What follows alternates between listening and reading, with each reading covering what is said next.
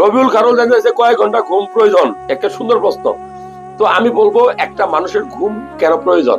আপনি কখন ঘুমান? আপনি কি সকাল রাত 10টার মধ্যে ঘুমান? আপনি কি সকাল 6টার মধ্যে ঘুম থেকে উঠেন, নাকি রাত 2টার পরে ঘুমান? এই প্রশ্নগুলোর উত্তর দিয়ে যাবেন। এই কারণে বলছি যে মানুষের জীবনের অর্ধেকটা সময় তো ঘুমায় কেটে যায়, এত বাহাদুরি করে লাভ কি? এখন অর্ধেকটা যদি না ঘুমায়, একটা মানুষ যদি 60 বছর বাঁচে তাহলে 30 বছর ঘুমায়, কি ঠিক না বেঠিক? ঠিক না বেঠিক? এরকমই তো। যদি ঠিক মতো না ঘুমায় তাহলে মানুষের কি ক্ষতি হয়? একটা মানুষের 6 থেকে 7 ঘন্টা ফ্রেশ ঘুম দেওয়া উচিত। ঘুমের নিয়ম হলো রাত 10টার মধ্যে ঘুমাইতে হবে, ভোর 6টার মধ্যে বা 7টার মধ্যে বা 5:30টার মধ্যে আপনার ঘুম শেষ করা উচিত।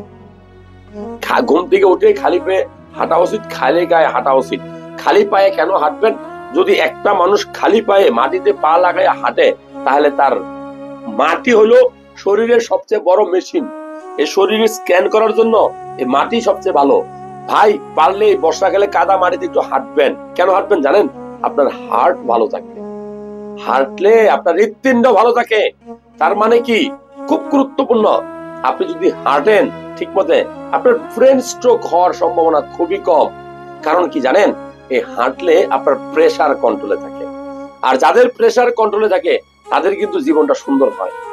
তাদের হাড়েও একটা হয় না, ব্রেন স্ট্রোক করে না, ঘাড়ের দিকে ব্যথা করে না। আর হাঁটলে কি সুবিধা হয় জানেন?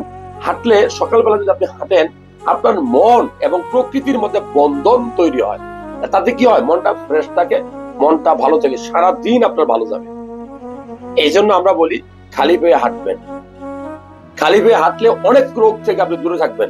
সো আপনি জুতাটা খুলে একটু মাটিতে মাটিতে পা লাগান ভাই, আপনার দেহ মাটির সাথেই মিশা যাবে। সো ঘুম থেকে উঠে খালি পেয়ে হাঁটবেন, খালি গায়ে হাঁটবেন। ঘুম থেকে উঠে কি করবেন? বাসি মুখে পানি খাবেন। বাসি মুখে পানি খাওয়া বুঝেন?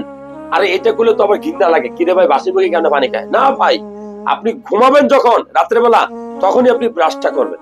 তখনই আপনি ব্রাশ করে ঘুমান, তাহলে সকালে ঘুম থেকে উঠে যদি আপনি ধরেন আপনার মাথার কাছে পানি রাখেন এরকম, তাহলে আপনি 200-150 ml পানি আপনি খেয়ে ফেলবেন। তাতে কি হবে?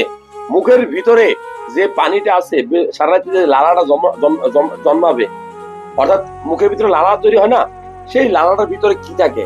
পাচক রস থাকে, এনজাইম থাকে। এটা কি করে আপনার মানে ভিতরে, পেটের ভিতরে যে আপনার খাবার পরিবেশ বা গ্যাস্ট্রিক না হওয়ার জন্য যা যা প্রয়োজন তাই করবে। এই জন্য আমরা বলি যে যারা বাসি মুখে পানি খায় তাদের গ্যাস্ট্রিক কম হয়, 36 রকমের রোগ থেকে তারা দূরে থাকে, গবেষণায় বলে।